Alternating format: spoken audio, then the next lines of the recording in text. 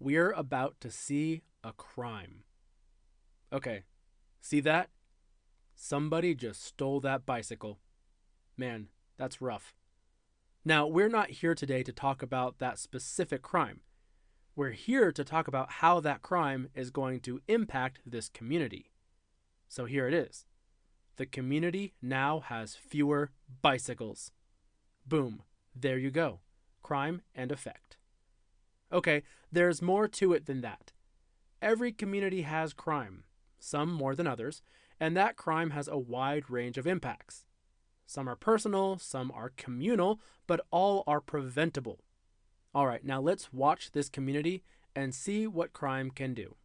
There are a few ways we can study the effects of crime, and one of those is by looking directly at the impact of crime on the people of a community. Now, obviously, people who are victims of crime are very directly affected, but that's actually not what we're talking about. Watch this community. Here it is with no crime. Now, increase the rate of crime by 10%. Now another 10%.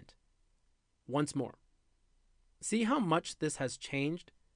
Increased crime has been shown to have a dramatic effect on social fabric, or the interpersonal relations between members of a community, because crime creates fear.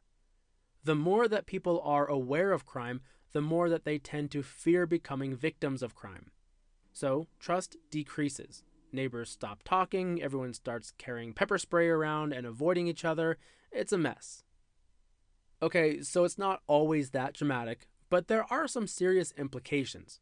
In fact, research has shown that the fear of crime can be as psychologically and socially damaging as crime itself. In 2001, the National Institute of Justice published a study that claimed that fear of crime actually attracts criminals, since communities that fear crime tend to have weaker social fabric and don't look out for each other. And it gets even worse. You see, fear of crime affects different people in different ways. Most studies show that women tend to fear crime the most, since violent crimes against women tend to be sexually oriented. The elderly have also been shown to be similarly affected, believing themselves to be natural targets of crime. But of all groups, ethnic minorities tend to have the worst experiences. Ethnic groups are often the first targets of crime, so they tend to have a high fear of crime. But they also tend to be the first groups in a community that people suspect of a crime, so they are the first to be isolated when crime increases. Especially in the United States, where race relations are an ongoing issue, this problem has been seen again and again and is still being documented by sociologists and other researchers. So, crime affects the way people in a community interact, and fear of crime can actually attract more crime. But in terms of prosperity, crime can also affect the community as a whole. And I don't just mean pure dollars and cents, although that can happen too.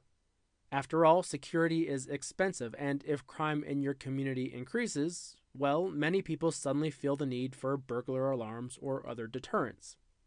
No, what I'm talking about is the general economic health of a community.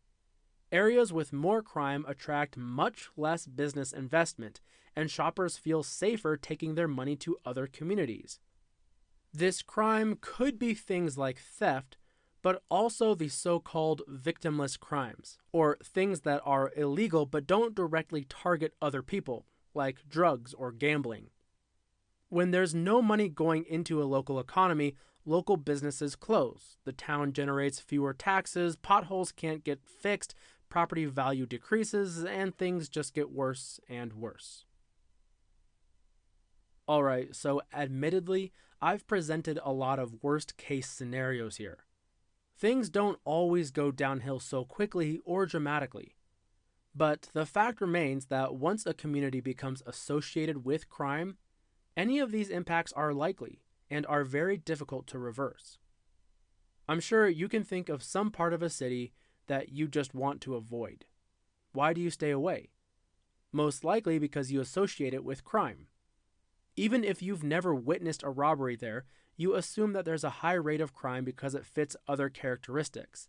Things aren't well taken care of, people are unfriendly, it has a reputation.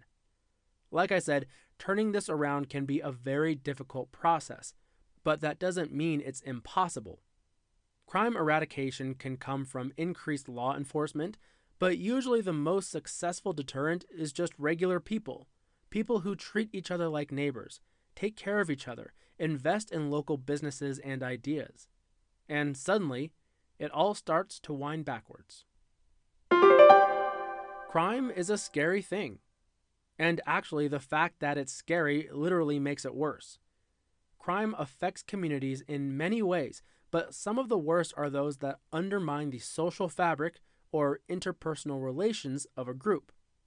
In other words, people become afraid and stop trusting each other, stop working together, and stop investing in local businesses and ideas. Everyone in a community is impacted by crime, not just the actual victims. For example, victimless crimes, or things that are illegal but don't directly target specific people, like drugs or gambling, also greatly affect the community. Reversing the effects of crime can be a very difficult process, but it can be done. We just have to show crime what we, as a community, can do.